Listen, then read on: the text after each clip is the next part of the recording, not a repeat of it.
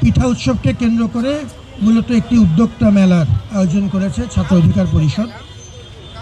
আমরা দেখতে পাচ্ছি যে আমাদের ক্যাম্পাস কেন্দ্রিক বিভিন্ন ছাত্র সংগঠনগুলো অনেক জনকল্যাণমূলক, ছাত্র কল্যাণমূলক, কমিউনিটি কল্যাণমূলক কাজকর্ম করছে।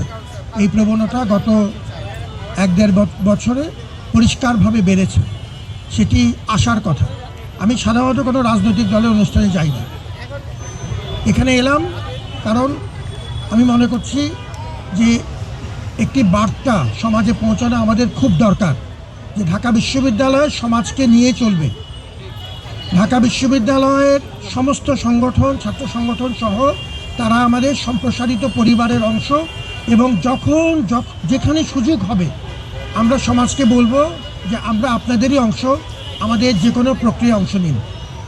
এই উদ্যোক্তা মেলার এই ক্ষুদ্র আয়োজন, কিন্তু এটি উদ্দেশ্য অত্যন্ত মহৎ, এবং আমি মনে করি ধীরে ধীরে এই উদ্যোক্তা মেলাগুলো যদি আমরা আরেকটু বড় পরিসরে করতে পারি এবং সমাজের বিভিন্ন পর্যায়ের, এখন মূলত আমাদের ছাত্রছাত্রীরা এই প্রক্রিয়ায় অংশ নিচ্ছে, আমরা চাই যে সমাজের আমাদের অন্যান্য অংশীজনরাও যেন এই প্রক্রিয়ায় আসে।